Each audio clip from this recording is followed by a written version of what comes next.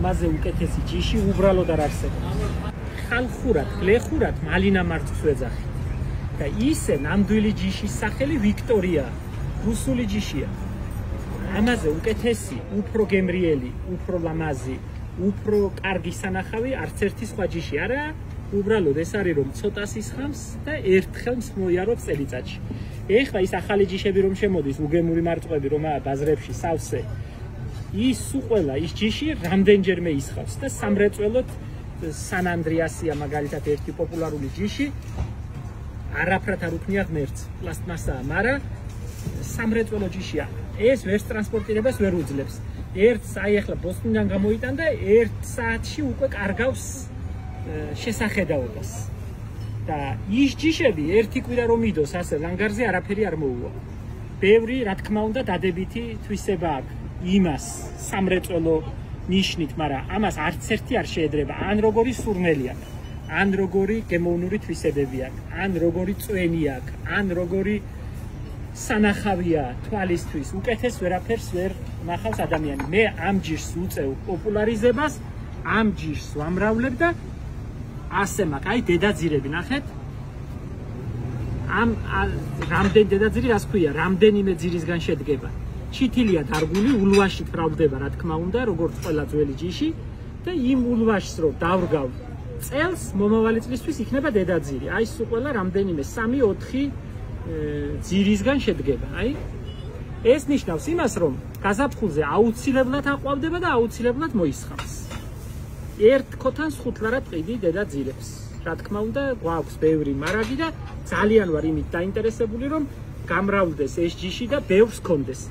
ვინც აპირებს თავისით მოშენებას და მომრავლებას ულვაშებით, პატარა ჩითილი უნდა დარგას 19 აგვისტოს შემდეგ, ფერიცვალება რომ გაიგვის. ფერის ცვალების შემდეგ დარგული მომავალი წლის გაზაფხულზე იყვავილებს და შეუფერხებლად ივარგებს. შეუფერხებლად მოისხამს. მაგრამ თუ ასე ქოთანში დარგულს გადარგავთ, გაზაფხულზე შეგიძლიათ გადარგათ. მე სულ მაქვს ეს ჯიში და სულ მაქვს ასე ქოთნებში დედაძირები. რა თქმა უნდა, იმიტომ რომ ძალიან მომწონს ეს ჯიში და ძალიან ვარ დაინტერესებული რომ გამრავლდეს და გავრცელდეს. მეც მარტო ამ ჯიშს ვრგავ და ვუვლი. ბახში სხვა ახალი ჯიშები არ მაქვს. მარტო ეს. თესლითაც ვამრავლებ, მაგრამ თესლით გამრავლების შემთხვევაში არ არის მთლად დიდი გარანტია იმისი, რომ ზუსტად იგივე გამოვა, რაც იყო დედაძირი, საიდანაც ავიღეთ თესლი. ასე ულვაშით გამრავლების შემთხვევაში და დადედების შემთხვევაში, გადიდების შემთხვევაში ყველა იქნება ზუსტად ის, საიდანაც გავამრავლებ. ჩემი რეკომენდაცია, ჩემი პატივისცემა ამ ჯიშს მალინა მარწყვის, ანუ ვიქტორიას.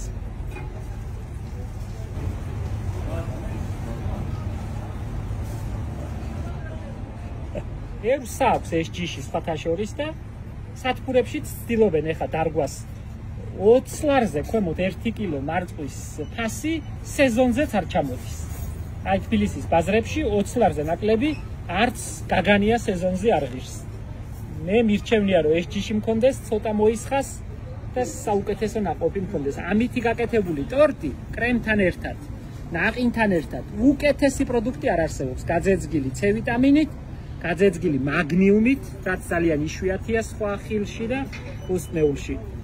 მოკლედ, რა ვიცი, ამ ჯიშის საქებრად არ დამენანება არც ერთი სიტყვა. აი ნახე როგორია შე.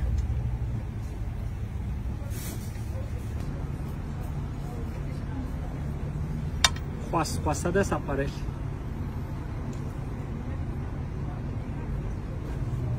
და კამპოტი გამოდის ისეთი, რომ მარწყვის უნახავს გახდის.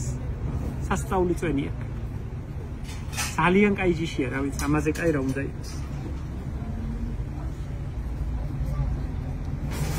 როგორც წესი, რეკლამებში მარტო დადებით მხარეებზე ლაპარაკობენ. მე დადებითიც გითხარით და უარყოფითიც. ცოტას ისხამს, ერთხელ ისხამს, მაგრამ უკეთესი არ შეიძლება ისეც. დიდად სასუქები და განსაკუთრებული მოვლაც არ ჭირდება. ისე მარტივადაც შეიძლება რომ მოიყვანოთ გლეხურად. სხვათა შორის ქოთანშიც კარგად მსხმოიარობს. რამდენიმე ძირი მაქვს აივანზე და ძველ ვედროებში, ემალის ვედროებში ჩარგული და 100-ია 1.30 წალი მაინც 100-ია თითო ბუჩქს. ეს ნიშნავს იმას, რომ ქოთანშიც კარგად შეუძლია გამოიზამთროს და კარგად იყვავილოს. აი რომ ჭამ უნდა იქნესო.